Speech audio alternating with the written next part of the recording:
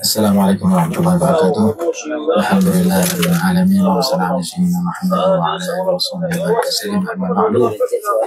Kita sambung Di 27 yang ke 27.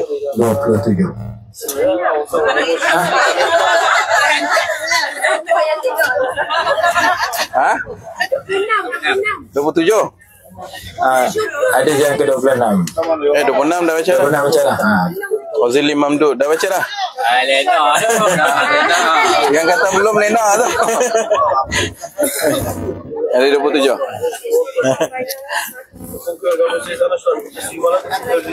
Dah baca dah.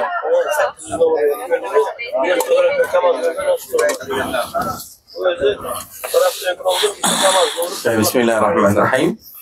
Kita sambung hadis yang ke-27. Qala musannifu rahimahullahu ta'ala wa nafa'ana bihi wa bi'ulumihi fi daraini amin Allahumma amin. Api di neraka 70 kali ganda api di dunia. Nabi Hurairah radhiyallahu anhu anna Rasulullah sallallahu alaihi wasallam qala narukum juz'un min 70 juz'un min nari jahannam. Qila ya Rasulullah in kanat lakafiyah. Qala fuddilat alaihi bi 69 juz'an kulluhunna mithlu harriha. Bismillahirrahmanirrahim. Nabi SAW bersabda yang bermaksud neraka narukum, api yang ada di dunia ini merupakan satu bahagian daripada 70 bahagian api neraka Jahannam. Yang ini api neraka Jahannam 70 kali ganda lebih panas daripada api di dunia. Ditanya, wahai Rasulullah, jika satu api di dunia ini sudah cukup memadai untuk menyakitkan orang yang dibakar, maka Nabi SAW menjawab, dipanas dilebihkan akan api di neraka ke atas api di dunia sebanyak 69 kali ganda, kesemuanya seperti panasnya api di dunia tersebut. Jadi hadis ini memberi amaran betapa panas dan tidak boleh dibayangkan oleh sesiapa tentang kepanasan api dunia. Maka setiap hari kita dituntut meminta Allah lindungkan kita semua dari api neraka. Seperti mana doa Rabbana atina fid dunya hasanatan wa fil akhirati hasanah, ujungnya wa qina adzabannar, pelihara kami dari api neraka. Dan begitu juga doa makan, Allahumma barik lana fima razaqtana wa qina adzabannar. Jadi doa minta melindung dari api neraka ni digalakkan untuk kita baca setiap hari supaya Allah makbul dan jauhkan kita dari api neraka. Hadis yang ke-28. Sunat membunuh cicak kerana ia meniup api untuk membakar Nabi Ibrahim alaihissalam. An Ummi Syarikin radhiyallahu anha anna Rasulullah sallallahu alaihi wasallam amara bi qatl al-waza' wa qala kana yanfukhu ala Ibrahim alaihissalam. Hadis ini menunjukkan bahawa membunuh cicak hukum dia sunat dan mendapat pahala yang besar. Dalam hadis Imam Muslim menyatakan, barang siapa yang membunuh seekor cicak dengan sekali pukul, maka dia mendapat 100 pahala. Itu kelebihan membunuh cicak yang diajar oleh agama. Tapi cicak ni dia tak duduk bawah, dia duduk atas bumbung. Supaya payah orang nak bunuh dia, maka dia kena lastik dengan getah. Sekali kita lastik dia, dia mati, dapat 100 pahala. Kerana dia, kenapa cicak ini sunat dibunuh? Kerana di zaman Nabi Ibrahim AS, dia telah masuk dalam kumpulan penyokong kepada Namrud. Namrud bakar api dah menyala, tapi dia api bantu supaya memusuhi Nabi Ibrahim AS.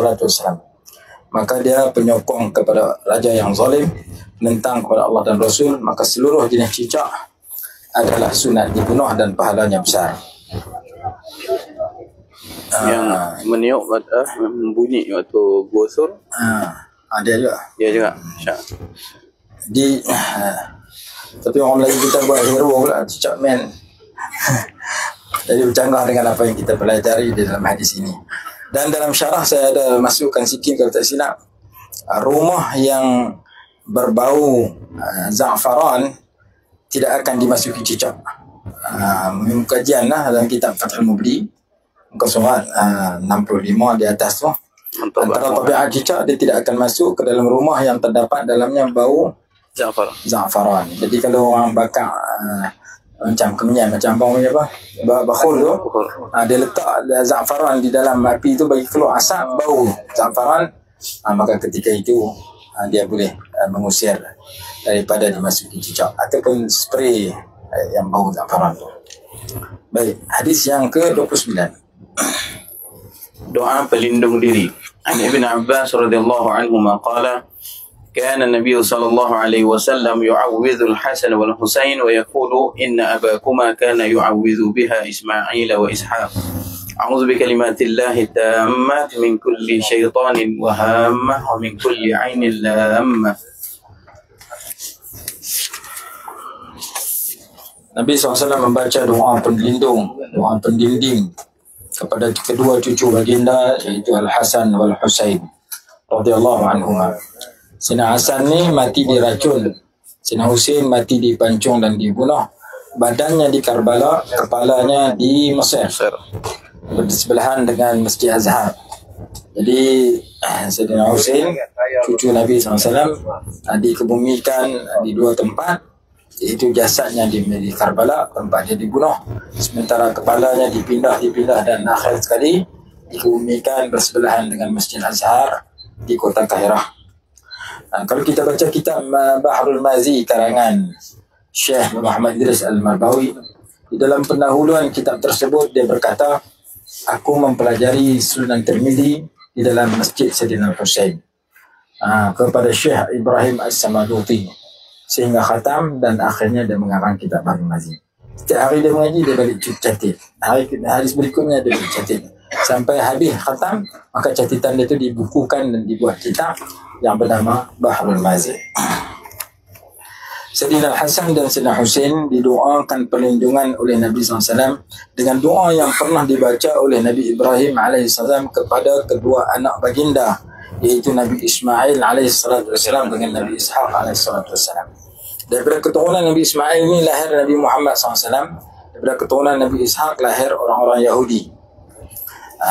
Doanya berbunyi, A'udhu bikalimatillahi tammat, A'udhu bikalimatillahi tammah min syarri min kulli syaitan wahammah wa min kulli ainin lammah. Aku berlindung dengan kalimah-kalimah Allah yang maha sempurna daripada setiap syaitan dan setiap binatang-binatang yang beracun. Hammah ni binatang yang beracun. Wa min kulli ainin lamah, dan dari setiap pandangan mata yang menimpakan keburukan atau kemudaratan, pandangan hasad dengki daripada orang. Jadi berlindung yang pertama dengan kalimah-kalimah Allah. Apa itu kalimah-kalimah Allah? Pada muka surat 66 ditafsirkan. Tafsiran pertama, yakni kalam Allah secara mutlak. Tafsiran kedua, kalimah Allah ialah dua surah perlindungan, iaitu Qul a'udzu birabbil falaq dengan Qul a'udzu birabbin nas. Dan tafsiran yang itu masuk kalimah kalam Allah. Tafsiran yang ketiga Al-Quranul Karim. Jadi kalam Allah pun boleh jadi, suratul falaq dan suratul nas pun boleh jadi, Al-Quran pun boleh jadi. Yang maha sempurna, yang lengkap dan bermanfaat dan boleh menyembuhkan dan memberkati. Min kulli syaitanin wa hammah, dan dari setiap syaitan.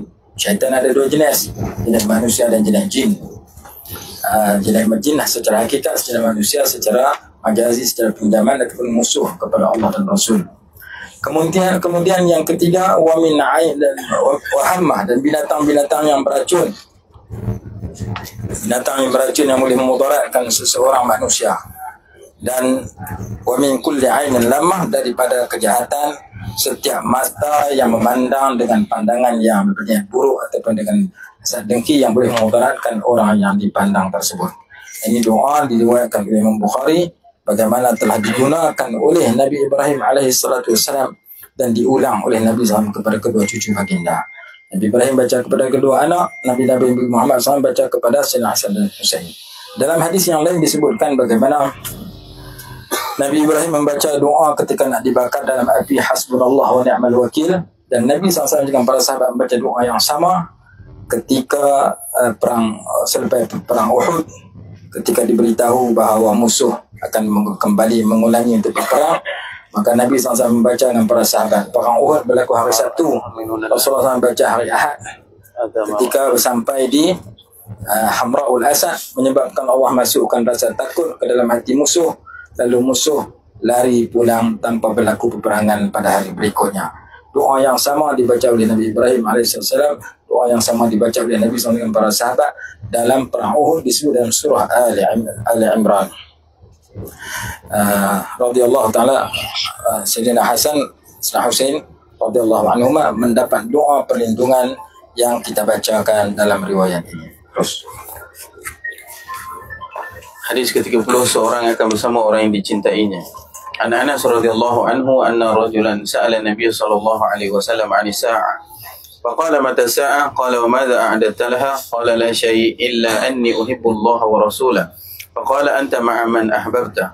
Qala Anas fama farihna bi syai'in فرحنا بقول النبي صلى الله عليه وسلم أنت مع من أحببت. قال أنس فأنا أحب النبي صلى الله عليه وسلم وأبا بكر وعمر وأرجو أن أكون معهم بحبي إياهم وإن لم أعمل بمثل أعمالهم. Daripada Sayyidina Anas radhiyallahu anhu bahawa seorang lelaki bertanya kepada Nabi SAW tentang kiamat. Ia berkata, bilakah berlakunya kiamat? Nabi SAW bertanya balik, dan apakah yang kamu sudah buat persediaan untuk bertemu kiamat? Ia menjawab, tidak ada sesuatu pun melainkan persediaan aku hanyalah cinta kepada Allah dan Rasulnya. Nabi SAW menjawab, engkau akan beserta dengan orang yang engkau cintai. Maka Sayyidina Anas radhiyallahu anhu berkata, kami tidak gembira dengan sesuatu perkhabaran seperti mana gembiranya kami apabila mendengar Nabi SAW bersabda, engkau beserta dengan orang yang engkau cintai.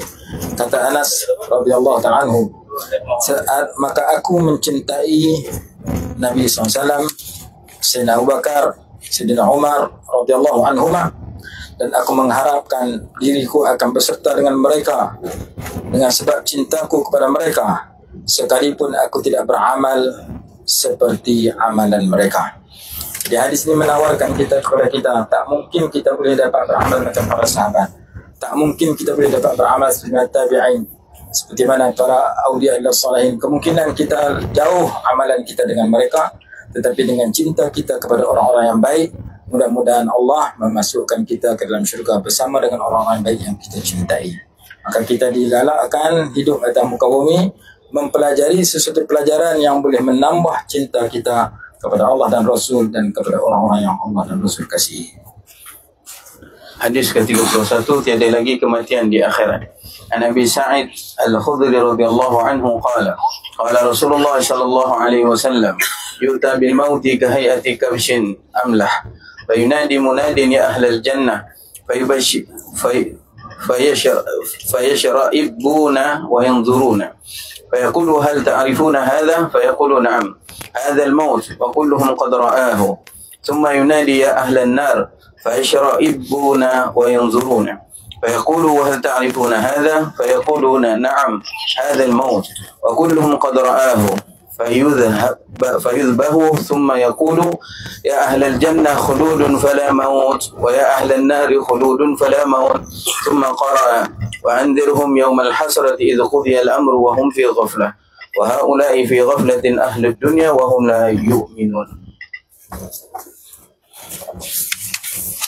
Diriwayatkan daripada Abi Sa'id Al-Khudri radhiyallahu anhu, ia berkata, Rasulullah SAW telah bersabda, didatangkan dengan kematian pada hari akhirat kelak, yang mana kematian itu dibentuk seperti seekor kibas yang berwarna bercampuran antara hitam dan putih. Lalu menyuruhlah salah satu peniru, wahai ahli syurga. Lalu ahli syurga mengangkatkan kepala mereka masing-masing dan melihat. Lalu ditanya kepada ahli syurga, apakah kamu semua mengenali apakah ini? Yani kibas ini apakah kibas yang berada di hadapan kamu? Mereka menjawab, ya, kibas ini adalah kematian. Kematian itu dijelmakan oleh Allah dalam bentuk seekor binatang atau seekor kibas. Dan semua mereka melihatnya. Kemudian diseru sekali lagi, wahai ahli neraka. Lalu ahli neraka mengangkat kepala mereka dan melihat. Dan ditanya kepada ahli neraka, apakah kamu semua mengenali ini? Ahli neraka menjawab, ya, ini adalah kematian. Kesemua mereka telah melihatnya. yakni ahli syurga melihat kematian, ahli neraka juga melihat kematian yang dibentuk oleh Allah sebagai seekor binatang, iaitu kibas. Kemudian kibas itu diletakkan di antara syurga dan neraka dan disembelih dan dihapuskan dan dibunuh. Maka setelah kibas itu disembelih, maka dikatakan, wahai ahli syurga, kekallah kamu dalam syurga, tidak akan mati selama-lamanya. Dan dikatakan kepada ahli neraka, wahai ahli neraka, kekallah kamu dalam neraka, tidak akan mati selama-lamanya. Maka dalam hadis yang lain, menangislah ahli neraka, meraunglah ahli neraka kerana mereka tidak akan mati dan disiksa selama-lamanya. Bergembiralah ahli syurga kerana mereka akan mendapat nikmat selama-lamanya. Kemudian Nabi SAW membaca ayat 39 surah Maryam, wa anzirhum yawmal hasrati idh qudiyal amru wa hum fi ghaflatin wa hum la yu'minun. Dan berikan peringatan, amaran kepada mereka pada hari penyesalan ketika diberikan keputusan dan mereka berada dalam keadaan lalai, di mana mereka tidak beriman dan tidak meyakini tentang balasan setelah kematian. Hadis yang berikutnya. 32 syurga aman indah. Wa Nabi Hurairah radhiyallahu anhu 'anil Nabi sallallahu alaihi wasallam yaqul Allah ta'ala a'adtu li'ibadi salihin ma la 'ainun ra'at wa la udhunun sami'at wa la khatara 'ala qalbin bashar dhukhran balha ma udli'tum 'alayhi thumma qara'a fala ta'lamu nafsun ma ukhfiya lahum min qurrati a'yunin jazaa'an bima kanu ya'malun. Daripada Abi Hurairah radhiyallahu anhu, daripada Nabi SAW, ia berkata, Allah Subhanahu wa taala berfirman dalam hadis qudsi, aku telah menyediakan kepada hamba-hambaku yang baik-baik akan sesuatu nikmat yang tidak pernah dilihat oleh sebarang mata dan tidak pernah didengar oleh sebarang telinga dan tidak pernah terlintas dalam hati sebarang manusia, simpanan kepada mereka. Kemudian Nabi SAW membaca firman Allah dalam surah As-Sajdah ayat 17, fala ta'lamu nafsun, tidak ada seseorang pun yang mengetahui, ma ukhfiya lahum, akan sesuatu segala nikmat yang disembunyikan bagi mereka, min qurrati a'yunin, daripada nikmat yang membahagiakan mata mereka, membahagiakan hati mereka, jazaa'an bima kanu ya'malun, sebagai balasan terhadap amalan baik yang mereka lakukan suatu hidup di dunia. Maka ayat hadis ini menjelaskan maksud ayat 17 surah As-Sajdah yang menceritakan bahawa tidak ada sesiapa yang dapat membayangkan betapa indahnya syurga yang dijanjikan kepada kita orang yang beriman. Mudah-mudahan Allah masukkan kita semua ke dalam syurga. Ya Rabbal Alamin. Hadis 33, sukar membaca Al-Quran diberikan 2 pahala. An Aisyah radhiyallahu anha 'anil Nabi sallallahu alaihi wasallam qala mathalul ladzi yaqra'u al-Qur'an wa huwa hafizun ma'a safaratil kiramil barara wa mathalul ladzi yaqra'u wa huwa yata'ahaduhu wa huwa 'alaihi shadidun falahu ajran. Diriwayatkan daripada Sayyidah Aisyah radhiyallahu ta'ala anha bahawa Nabi SAW bersabda, perumpamaan seseorang yang membaca Al-Quran dalam keadaan dia menghafal Al-Quran dan mahir, lancar baca Quran, serta seperti beserta dengan utusan-utusan Allah yang mulia, yang baik-baik, yakni seumpama teman kepada para malaikat yang diutus oleh Allah membawa kitab Allah. Sementara dan perumpamaan orang yang membaca, yang berusaha menjaga tajwidnya, menjaga sebutannya yang betul, sedangkan dia menghadapi kesusahan, dia baca dalam keadaan lambat, dalam keadaan gagap dan sebagainya. Orang yang susah berbanding dengan yang pertama. Yang pertama lancar, yang kedua dia lambat dan susah nak menyebut. Orang ini diberikan 2 pahala, yakni 2 kali ganda pahala. Pahala pertama kerana dia membaca, kerana pahala kedua kerana dia susah untuk membaca dan penat untuk menyelesaikan sesuatu huruf dan Al-Quran dan perkataan yang dibaca itu. Hadis ke-34, surah Al-Ikhlas menyamai 1/3 Al-Quran.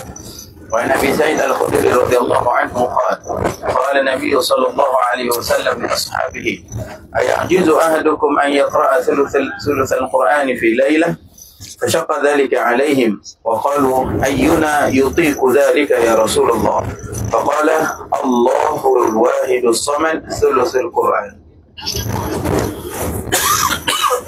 Hadis yang sebelum akhir kita baca sampai 25. Jadi yang kita berhenti sekali lagi, kita baca lagi sebahagian, insyaAllah selesailah hadis ini. Jadi dua hadis yang terakhir untuk pengajian kita pada kali ini. Hadis yang ke-34, surah Al-Ikhlas menyamai sepertiga Al-Quran. Daripada Abi Sa'id Al-Khudri radhiyallahu anhu, yang berkata Nabi SAW bersabda kepada para sahabat baginda, apakah lemah salah seorang kamu daripada kamu semua daripada membaca 1/3 Al-Quran pada satu malam? Lalu soalan itu menyusahkan bagi mereka. Mereka merasa sukar untuk menyelesaikan 1/3 Al-Quran.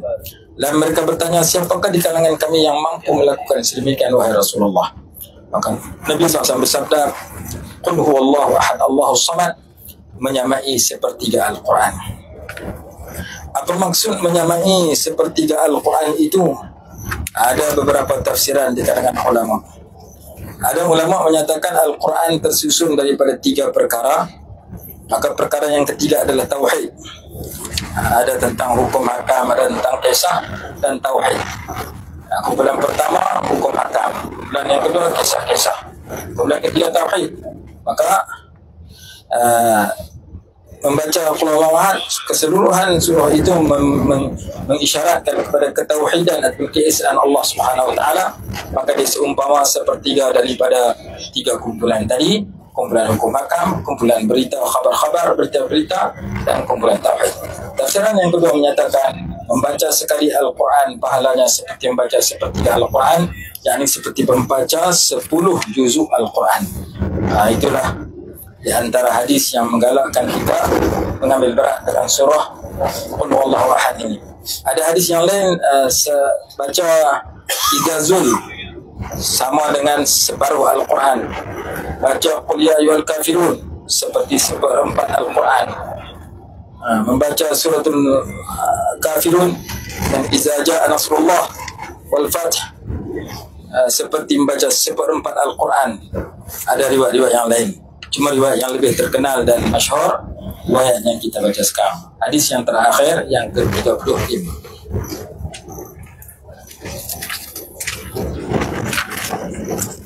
Hadis yang ke-35, tirulah 2 akhlak yang mulia. An Abi Hurairah radhiyallahu anhu anna Rasulullah sallallahu alaihi wasallam qala la hasada illa fi ithnatayn rajulun 'allamahu Allahu al-Qur'an fa huwa yatluhu ana al-layli wa ana al-nahar fasami'ahu jarun lahu fa qala laitani utitu mithla ma utiya fulan fa'amiltu mithla ma ya'mal wa rajulun atahu Allahu malan fa huwa yuhlikuhu fil harb فقال رجل ليتني أوتيت مثل ما أوتي فلان فعملت مثل ما يعمل. Hadis ini lebih kurang sama dengan hadis yang kita baca tadi, iaitu tidak boleh kita teringin merasa cemburu dan teringin melainkan pada 2 jenis manusia. Yang pertama, seseorang yang Allah bagi ilmu tentang Al-Quran, lalu yang membaca Al-Quran itu di waktu-waktu di malam hari dan di waktu-waktu di siang hari. Lalu mendengarlah oleh jirannya akan bacaannya yang rajin dibaca itu, mendengar akan suara orang yang rajin baca Quran itu. Jirannya pula berkata, alangkah bagusnya jika aku diberikan ilmu dan kerajinan seperti diberikan kepada jiranku tersebut ataupun si fulan. Aku ingin beramal seperti beramal dia. Itu yang pertama. Yang kedua, seseorang yang diberikan oleh Allah harta lalu dia menghabiskan ataupun mengorbankan hartanya dalam kebaikan. Dia beli belanja anak isteri dia, kebaikan. Dia beri ke sebuah kenuri, kebaikan. Dia sedekah, dia wakaf, kebaikan. Seseorang yang Allah berikan harta lalu dia habiskan ataupun gunakan dalam kebaikan, lalu berkatalah oleh orang yang mengetahui dan melihat kebaikan hartawan yang dermawan tersebut, dia berkata, alangkah baiknya jika aku diberikan seumpama harta yang diberikan kepada si fulan dan diberikan akhlak yang mulia untuk menggunakan dalam kebaikan, dan aku nak beramal seperti mana amalan si fulan. Kita berhenti sini dulu insya-Allah. Yang tidak berhenti sekali lagi, kita boleh baca 9 hadis, dan hadis yang terakhir sahaja kita simpan untuk kita baca dekat dengan maqam Imam Bukhari rahimahullah. Bismillahirrahmanirrahim. Alhamdulillah rabbil alamin. Wassalatu sayyidina Muhammad wa ala alihi wa sallam. Allahumma anfa'na bima 'allamtana وعلمنا ما ينفعنا وارزقنا علما ينفعنا برحمتك يا ارحم الراحمين. ربنا آتنا في الدنيا حسنة وفي الآخرة حسنة وقنا عذاب النار. صلى الله على سيدنا محمد وعلى آله وصحبه وسلم. الحمد لله رب العالمين.